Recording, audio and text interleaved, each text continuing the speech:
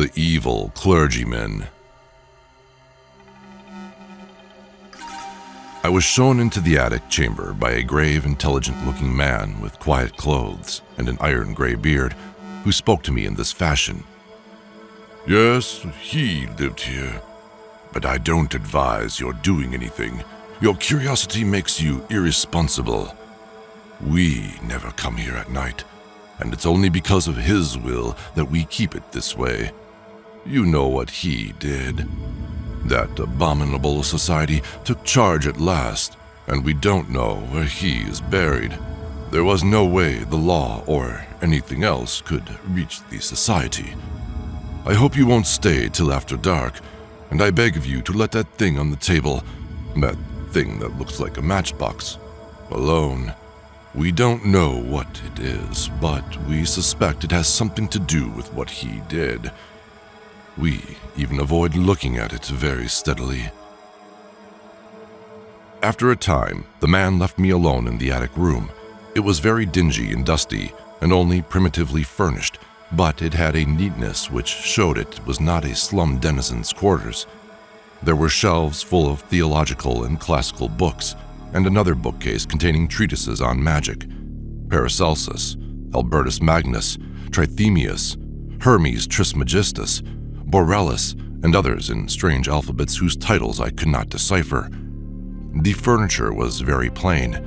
There was a door, but it led only into a closet. The only egress was the aperture in the floor up to which the crude, steep staircase led. The windows were of bullseye pattern, and the black oak beams bespoke unbelievable antiquity. Plainly, this house was of the old world.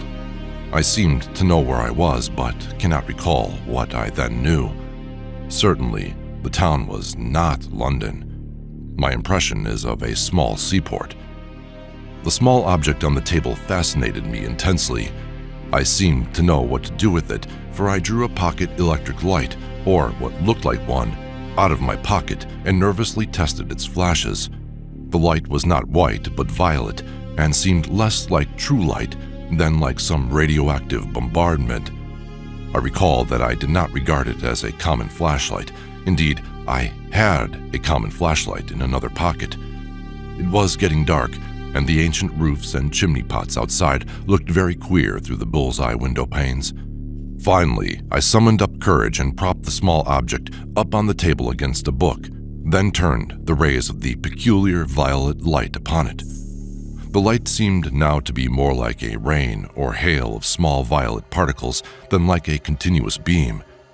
As the particles struck the glassy surface at the center of the strange device, they seemed to produce a crackling noise like the sputtering of a vacuum tube through which sparks are passed.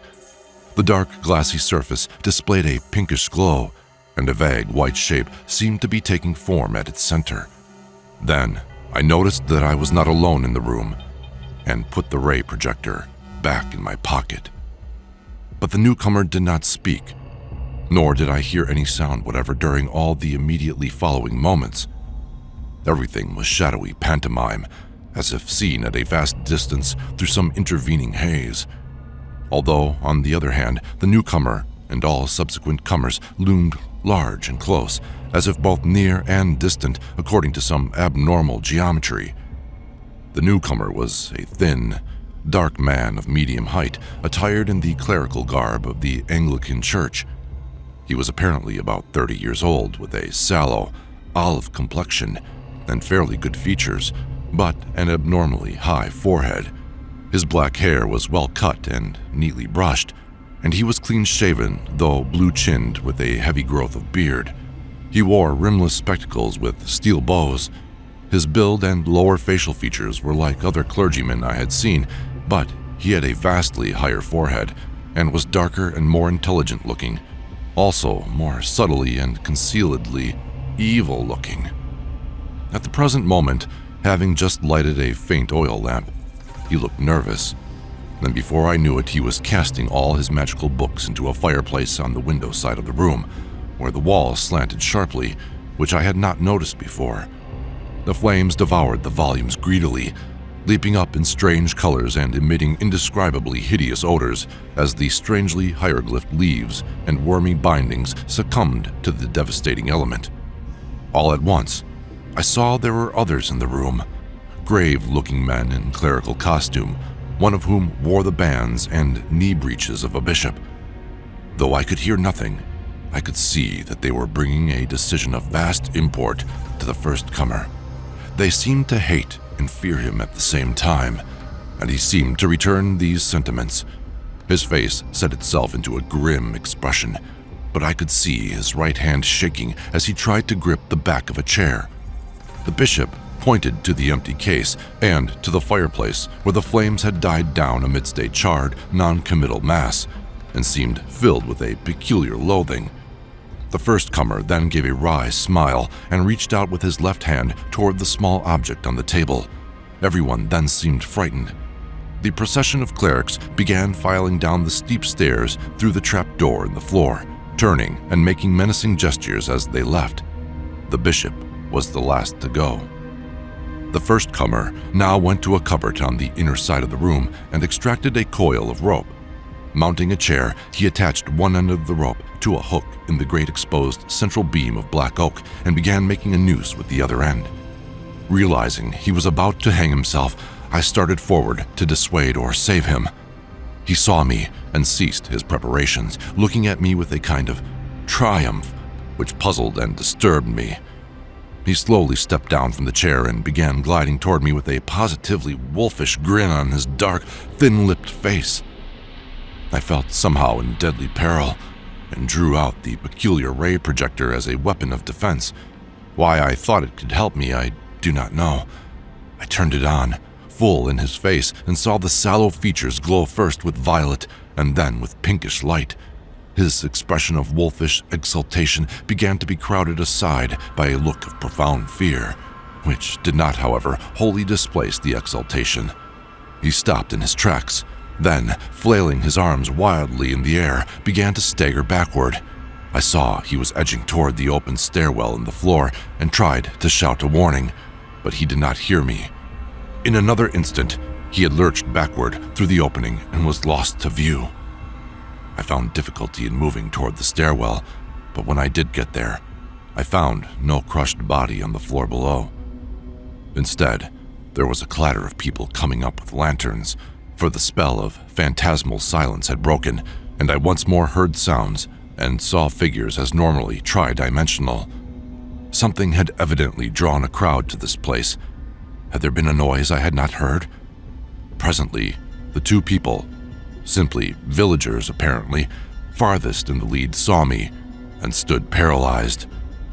One of them shrieked loudly and reverberantly, "Ah, it be Azur again?" Then they all turned and fled frantically. All, that is, but one. When the crowd was gone, I saw the grave, bearded man who had brought me to this place, standing alone with a lantern. He was gazing at me gaspingly and fascinatedly, but did not seem afraid. Then he began to ascend the stairs and joined me in the attic. He spoke. "So, you didn't let it alone. I'm sorry." "I know what has happened. It has happened once before, but the man got frightened and shot himself. You ought not to have made him come back. You know what he wants. But you mustn't get frightened like the other man had got. Something very strange and terrible has happened to you, but it didn't get far enough to hurt your mind and personality. If you'll keep cool and accept the need for making certain radical readjustments in your life, you can keep right on enjoying the world and the fruits of your scholarship. But you can't live here, and I don't think you'll wish to go back to London. I'd advise America. You mustn't try anything more with that thing. Nothing can be put back now. It would only make matters worse to do or summon anything. You are not as badly off as you might be, but you must get out of here at once and stay away. You'd better thank heaven it didn't go further. I'm going to prepare you as bluntly as I can. There's been a certain change in your personal appearance. He always causes that. But in a new country, you can get used to it. There's a mirror up at the other end of the room, and I'm going to take you to it. You'll get a shock, though you will see nothing repulsive. I was now shaking with a deadly fear, and the bearded man almost had to hold me up as he walked me across the room to the mirror. The faint lamp, or that formerly on the table, not the still fainter lantern he had brought, in his free hand. This is what I saw in the glass. A thin, dark man of medium stature, attired in the clerical garb of the Anglican Church, apparently about 30, and with rimless, steel-bowed glasses glistening beneath a sallow, olive forehead of abnormal height. It was the silent first-comer who had burned his books. For all the rest of my life, in outward form, I was to be that man.